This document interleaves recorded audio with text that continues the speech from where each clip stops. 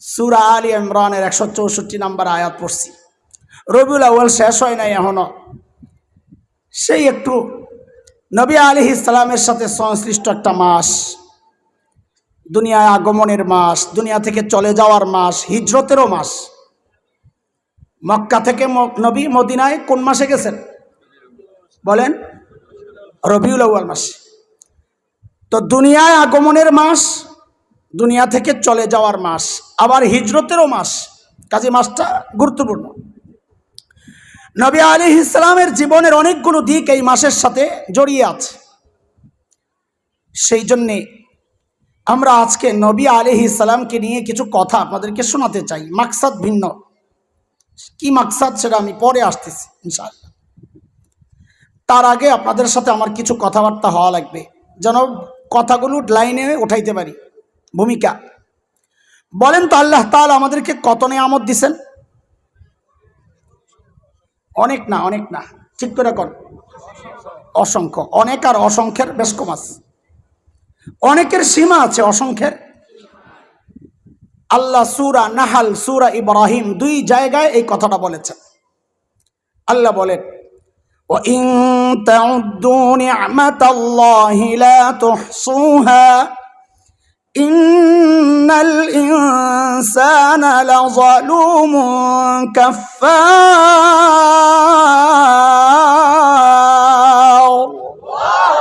আল্লাহ বলেন, বান্দা তোমাকে আমি এত এত নিয়ামত দিছি, তুমি যদি নিয়ামত গণে শেষ করতে পারবা না। আলহামদুলিল্লাহ বলে, আরে ঠিক না কোন আলহামদুলিল্লাহ? কোন জায়গায় কোনটা কইব এটাও বোঝে না। বলেন, ঠিক করে বলেন, এবার কি বলবেন? নিয়ামত পাইলে কি বলতে হয়?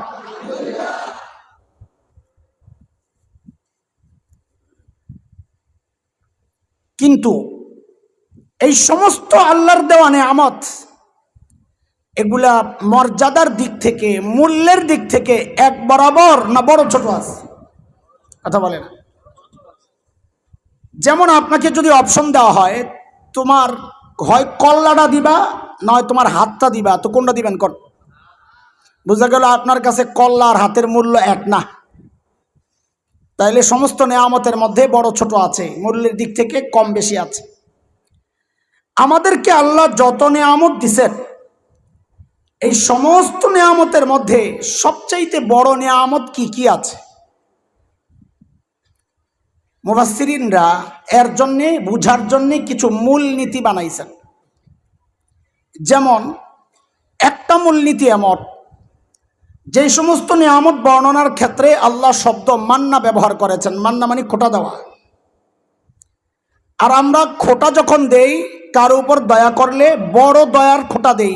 একজনকে 100 টাকা দিছেন, একই ব্যক্তিকে 1 লাখ টাকাও দিছেন, খোঁটা দেওয়ার সময় কি বলবেন? তোমার না একদিন 100 টাকা দিছিলাম, কি বলবেন? 1 লাখের কথা বলবেন। এটাই মানুষের নিয়ম। তো আল্লাহ তাআলা যে সমস্ত নিয়ামতের ক্ষেত্রে আল্লাহ এই শব্দ ব্যবহার করেছেন মান্না, মুফাসসিরিনরা বলেন বুঝতে হবে ওই নিয়ামতগুলো আল্লাহর দেওয়া বান্দার জন্য শ্রেষ্ঠ নিয়ামত।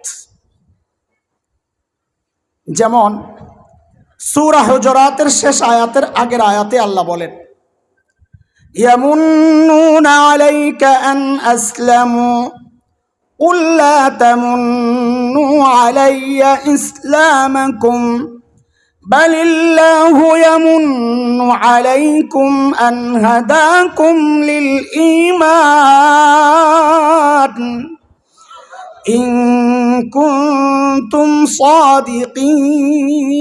صادقين।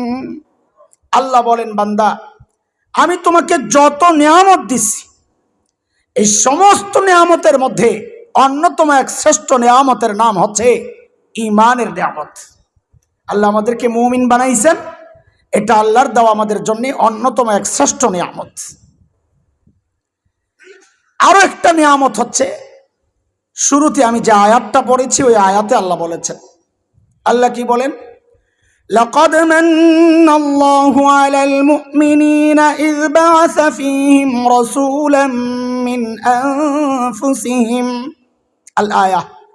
আল্লাহ বলেন, বান্দা আমি যে আমার শ্রেষ্ঠ রসুলকে তোমাদের রসুল বানাইয়া পাঠাইছি, এটাও তোমাদের জন্য আমার পক্ষ থেকে একটা শ্রেষ্ঠ নেয়ামত, আলহামদুলিল্লাহ পড়ে। কাজী আখেরি পয়গম্বরকে রসুল হিসাবে পাওয়া এটা আল্লাহর পক্ষ থেকে আমাদের জন্য একটা বড় নেয়ামত। ও দোস্ত, আমাকে একটু বলেন, আপনারা আল্লাহ চাইলে আমাদেরকে নবী মুসার উম্মত বানাতে পারতেন কি পারতেন না? নবী ঈসার উম্মত বানাতে পারতেন? কথা বলে না, পারতেন না? পারতেন না? আল্লাহ তা না করে আমাদেরকে আখেরি পয়গম্বরের উম্মত বানায় আমাদের উপর দয়া করছেন, আমাদেরকে শ্রেষ্ঠ নবীর শ্রেষ্ঠ উম্মত বানায় আমাদের উপর দয়া করছেন, আলহামদুলিল্লাহ। নবীকে আল্লাহ দুনিয়ায় কেন পাঠাইছেন? আমার ভাই অত্যন্ত মহাব্বতের মাওলানা আনিস আশরাফি হাফিজাহুল্লাহ শুরুর দিকের কিছু কথা আমি শুনতেছিলাম, তখন খাওয়াই বসি নাই। পরে খাওয়াই বসে আরও কিছু কথাবার্তা শুরু হয়ে যাওয়ার কারণে পরে আর মনোযোগ দিয়া শুনতে পারি নাই। তিনি তো বলছিলেন মনোযোগ দেওয়ার জন্য মোবাইল হাতে লয়ে বয়ে দেখেন না, শুরুতে কথা বলছিলেন, টের পাইছেন আমি কোন সময় আইছি? বুঝলেন না এই কথা? মানে অনেক আগে আইছি আর কি, বুঝাইতেছি। তিনি সেখানে বলেছেন কিছু কথা। আল্লাহ কোরআন দিছে, এই নিয়ামত পায়াও যে কোরআন মতো জীবন গড়তে পারে নাই। আল্লাহ শ্রেষ্ঠ রসুল দিছে, এই নিয়ামত পায়াও যে নিজের জীবনকে নবীর জীবনের মতো সাজাতে পারে নাই। ওর মতো হতভাগা, ওর মতো বড় কপাল জগতে আর দ্বিতীয়টা নাই। একটা উদাহরণ দিই যুবক তোমাদের জন্যে। একজন আসছে বিয়ে করার জন্যে ২৫০০-এ। রাস্তাঘাটের যেই অবস্থা, আস্তে আস্তে আসরের আজান দিয়া লাইস। তো মেয়ের বাপ কাজী সাহেবরে বলে কি, কাজী সাহেব খাওয়ান দাওয়ানের কামটা আগে সাজালান, বিয়া পরে হোক, নাইলে এই জামাই আজীবন আমার মেয়েরে খোটা দিব। তোকে বাড়িতে গেছিলাম, তোর বাপে প্রথম দিনই আমার বাসি খাওয়ান খাওয়াইছে, ঠান্ডা খানা। খানার ঝামেলা সাজালান, আগদ পরে হোক। এখন আপনারা বলেন, আপনাদের এই ২৫০০-এর সিস্টেম এমন কখনো হয় কি হয় না? দেরি হইলে বলে খানার কাম ঝামেলা সাজালান, বিয়ের কাম পরে করেন, কাজী সাহেব লেখালেখি পরে করেন, এমন করে কি করে না? হ্যাঁ, আচ্ছা এবার বলেন তো, বিয়ার মজলিসের সবচেয়ে দামি মেহমান কে? কোন মনের এখানেই কথা, এগুলা পরে আবার দৌড় দিয়েন না। জামাইয়ের সামনে বিশাল ডিশ দেয়নি আপনাকে ২৫০০-এ? আস্তা খাসি, আস্তা মুরগি, নানান কাবাব টাবাব দিয়া সাজায়া জামার সামনে খাবার পরিবেশন হচ্ছে। আল্লাহ, জামাই আবার স্মার্ট জামাই। কোন জামাই?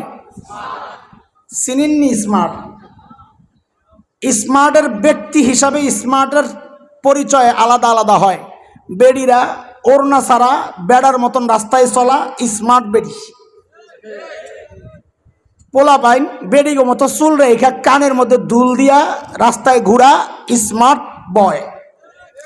ভালো প্যান্ট হাঁটুর দিক দিয়া সিরা স্মার্ট। মৌলবীরা হুজুররা বললেন ২ ইঞ্চি কাপড় টাকনুর উপরে ওঠা, কয়টা গাইয়া গাইয়া লাগে। যেই দেখছে লাল কুত্তারা হাফ প্যান্ট পরে আডুর উপরে ২ ইঞ্চি ওড়াইতে রাজি না, ওই বেড়া এখন দেয়ারাত ওড়াই লাইছে, এটা বলে স্মার্ট। তো জামাই স্মার্ট মানি আলাদা। জামাই স্মার্ট মানি আগের এই বুড়ারা বা আমগো কথা কই আমগো পর্যন্ত ছিল, বিয়া করতে গেলে জামাই দেখলে চিনা গেছে ওই যে জামাই, ওইটা কেমনে এতে রুমাল টুমাল দিয়ে এমনি মুখ চাপা দিয়ে রাখছে, কেউ রে না দেখ সরবে। আর এখন যুগ পাল্টাইছে, এখন জামাই স্মার্ট, এখন রুমাল লাগে না, এখন খালি হয় এদিক ওদিক তাকায়, মনে হয় যেন বোনাস খোঁজে। বুঝেন না এই কথা? ওই স্মার্ট জামাই সামনে প্লেট, ওই যুবক খেয়াল কর, জামাই বাবু ওই খাবারের দিকে হ্যার কোনো মনোযোগ নাই। হ্যার মনোযোগ কই? ওই প্যান্ডেলের বাহিরে ডেকোরেটরওয়ালারা ময়লা ফালানোর জন্য একটা ভাণ্ড রাখছে, পাত্র। ওখানে ছোট্ট বাচ্চাদের উচ্ছিষ্ট পোলাও, নাকের শ্রেষ্ঠা মেশা লাগানো আঠালো পোলাও নষ্ট নিয়ে ফেলাইছে, গোস্ত খায়া হাড্ডি নিয়ে ফেলাইছে, লেবু চিপ্পা রস খায়া ছিলকা নিয়ে ফেলাইছে। জামাই বাবু তাকায় রয়েছে ওইদিকে। কতক্ষণ পরে জামাই লাভ দিয়া উঠছে। কোন জামাই যে পোলাবেন জোরে ক, স্মার্ট জামাই লাভ দিয়া উঠছে, দৌড়ে ওখানে গেছে, যাইয়া আসন গেরা বসছে ওই মহিলার ভান্ডার সামনে।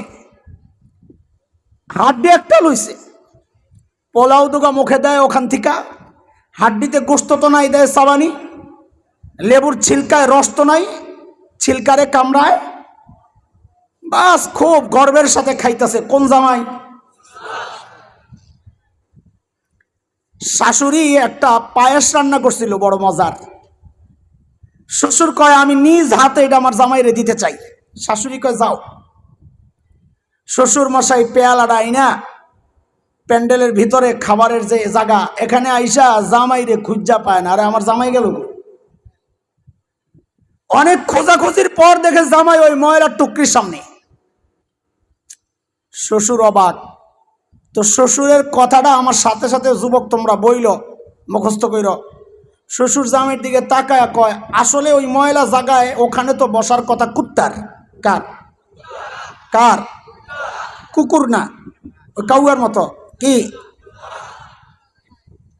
শ্বশুর ওই পেয়ালা হাতি নিয়ে বলে জামাইয়ের আসন খালি কেন? কুত্তার আসনে জামাই কেন? আরে ঠিক না, আমার লগে লগে ক। আবারও কয় ঠিক। ক জামার আসন কুত্তার আসনে। বল বল, সবাই বল। এই বল যখন বলবো ওই বাচ্চা করে বলতেছি, মুরব্বীরা রাগ হইয়েন না, আপনার করে কি কম বলেন, সবাই বলেন। জামাইয়ের আসন কুত্তার আসনে। হায় আল্লাহ, বেড়ার তো মন খারাপ হয়ে গেছে। আরে কোন জামাইটা? ঘটক, স্মার্ট জামাই। সাবাস, ঘটকরে ডাক দিছে। ঘটক সাহেব এদিকে আয়েন ভাই। কি আপনি না কইলেন জামাই বলে স্মার্ট? কহ ভেরি স্মার্ট। কত তোর ভেরি ঝুলাইতেছে নিয়া বানছে ঘটক রে। আমার এই খাওয়ানোর বিল ইজ্জত যা গেছে তো গেছে, খরচের যা হয়েছে সব দিয়া যাবি, নাহলে তোরও সাইজ করুন, তোর স্মার্ট জামাইরও সাইজ করুন। আপনারা আমাকে বলেন, এমন জামাই যদি আপনার বিয়ের মজলিসে যায়, আপনি আপনার বোন, আপনার আপনজন, আপনার মেয়েকে এই জামাইয়ের কাছে বিয়া দিবেন? দিবেন না? একজনও নাই। কেন? সে স্মার্ট না আসলে পাগল? এত আস্তে করে আমার কথা আগাইব না।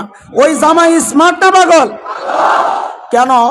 কারণ আজকের সেরা মেহমানকে, জোরে কন, সেরা খাবার কার সামনে? বলেন, আবার বলেন। আজকের সেরা মেহমান, সেরা খাবার কার সামনে? সেরা মেহমান সেরা খাবার বাদ দিয়া যখন ময়লা খাইতে গেছে, বুঝা গেল নিজের স্মার্ট মনে করলেও আসলেও আস্তে একটা পাগল। কথা কন ঠিক কিনা? ঠিকটা একটু আর একটু মোটা তাজা হওয়া লাগবে, মানে সবাই বললে আওয়াজটা ভারী হবে। বলেন স্মার্ট না পাগল? আরো জোরে। বুড়ারা কেউ বললেন না, জুয়ান সবাই চুপ থাকবি না, সবাই বল, একজনও চুপ থাকবি না। ও স্মার্ট না পাগল? তাহলে তো লাগছে পেস। এই মজলিসে তো দেখি পাগলের অভাব নাই। কেন? বুঝার চেষ্টা করো, আমি খোঁচানোর জন্য বলছি না, তোমার উপলব্ধি জাগানোর জন্য বলছি। আল্লাহ আমাকে তোমাকে ইমানদার বানায়া খায়রু উম্মাহ স্বীকৃতি দিয়েছেন। সমস্ত উম্মতের মধ্যে তুমি শ্রেষ্ঠ উম্মত, এই দুনিয়ার তুমি শ্রেষ্ঠ মেহমান। নবীকে পাঠায়া আল্লাহ সর্বশ্রেষ্ঠ আয়োজনের ব্যবস্থা করেছেন। লাকাদ কানা লাকুম ফি রাসূলিল্লাহি উসওয়াতুন হাসানা বইলা বলেছেন তোমার নবী তোমার জন্য উত্তম আদর্শ। সেই সর্বশ্রেষ্ঠ আদর্শওয়ালা নবীকে আল্লাহ তোমার সামনে পেশ করেছেন, নবীর আদর্শ পেশ করেছেন। তুমি শ্রেষ্ঠ মেহমান, শ্রেষ্ঠ মেহমানের সামনে শ্রেষ্ঠ নবীর শ্রেষ্ঠ আদর্শ। তোমার স্মার্টগিরি দেখাও। তোমার কাছে নবীর আদর্শ ভাল লাগে না, তোমার কাছে ভাল লাগে ওই বাসি গান্দা পচা আবর্জনা হিন্দু মুশরিকদের ওই সমস্ত আখলাক, আখলাক, তাহজিব, তামাদ্দুন, তুমি চুল কাটো ওদের মতো কইরা, তুমি দাড়ি ছাঁচো ওদের মতো কইরা, তুমি প্যান্ট পরো ওদের মতো কইরা, তোমার বিয়ে শাদী হয় ওদের মতো কইরা, তোমার বউ সাজে ওদের মতো কইরা, আল্লাহর কসম তুমি নিজেকে মুসলমান দাবি করতে পারো, তুমি নিজেকে স্মার্ট দাবি করতে পারো, কিন্তু তোমরা আগেই স্বীকার করেছ ও স্মার্ট না, ও আসলে একটা পাগল। কথা ঠিক কিনা? শ্রেষ্ঠ নবীর শ্রেষ্ঠ আখলাক পায়াও যে আরেক দিকে তাকায়, ওর মাথা নষ্ট। বলেন বলেন, হ্যাঁ কথা বলেন। সব সময় আপনারা ওয়াজ আশা করেন না, মাঝে মাঝে একটু ওয়াশও হইনেন। কি ওয়াশ দোলাই ওয়াজ হবে কলবের, ওয়াশ হবে দেমাগের। বলেন, ওয়াশ হবে কলবের, ওয়াশ হবে আমগো ওয়াজ করনেওয়ালা বড় হুজুর আছেন ইনশাআল্লাহ, হাকিমুন নফস, তিনি ওয়াজ করবেন ইনশাআল্লাহ, কলবের ওয়াজ। আমি কোন রকম মানুষ, আমি একটু দেমাগের উপর দিয়ে আজকে কাম চালাই। ওয়াশ আজকে কি ইনশাআল্লাহ। আবার বালাবি না তো, যাইস না, একটু শুনে লো, খারাপ লাগলেও শোন, অপারেশন চলতেছে, যাইস না, থিয়েটারে ঢুকায় ফেলছি, এখন যাইস না। আল্লাহ, এর যুবক তুই দাড়ি কেন কাটস? আমার জবাব দে, আমাকে জবাব দে, কেন কাটো তুমি দাড়ি? ভেবেছো কি? হ্যাঁ, অনেক সুন্দর লাগে। আল্লাহ বলেন, আপনারা মানব ইতিহাসের সবচাইতে সুদর্শন, স্মার্ট আর আকর্ষণীয় পুরুষের নাম কি? মনে হচ্ছে আপনারা জানেন না, তাহলে সবাই বলেন মুহাম্মাদুর রাসূলুল্লাহ সাল্লাল্লাহু